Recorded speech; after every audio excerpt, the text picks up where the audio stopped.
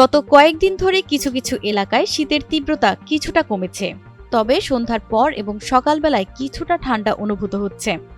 শনিবার ৩১ জানুয়ারি সন্ধ্যা ৬টা থেকে পরবর্তী ১২০ ঘন্টা বা ৫ দিনের আবহাওয়ার পূর্বাভাসে বলা হয়েছে, উপমহাদেশীয় উচ্চচাপ বলয়ের বর্ধিতাংশ পশ্চিমবঙ্গ ও আশপাশের এলাকায় অবস্থান করছে।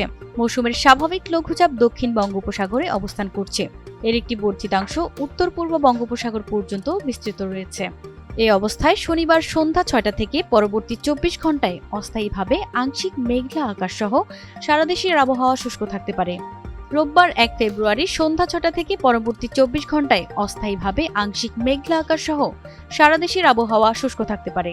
শেষ রাত থেকে সকাল পর্যন্ত সারা দেশের কোথাও কোথাও হালকা থেকে মাঝারি ধরনের কুয়াশা পড়তে পারে। এ সময় রাত ও দিনের তাপমাত্রা প্রায় অপরিবর্তিত থাকতে পারে।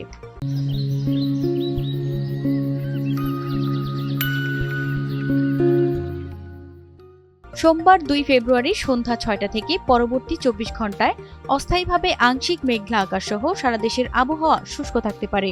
সারা দেশে রাতের তাপমাত্রা সামান্য বাড়তে পারে এবং দিনের তাপমাত্রা প্রায় অপরিবর্তিত থাকতে পারে। ৩ ফেব্রুয়ারি সন্ধ্যা ৬টা থেকে পরবর্তী ২৪ ঘন্টায় অস্থায়ীভাবে আংশিক মেঘলা আকাশ সহ আবহাওয়া শুষ্ক থাকতে পারে। এ সময় সারা দেশে রাত ও দিনের তাপমাত্রা সামান্য বাড়তে পারে। ৪ ফেব্রুয়ারি বুধবার সন্ধ্যা ৬টা থেকে পরবর্তী ২৪ ঘন্টায় অস্থায়ীভাবে আংশিক মেঘলা আকাশ সহ সারা দেশের আবহাওয়া শুষ্ক থাকতে পারে।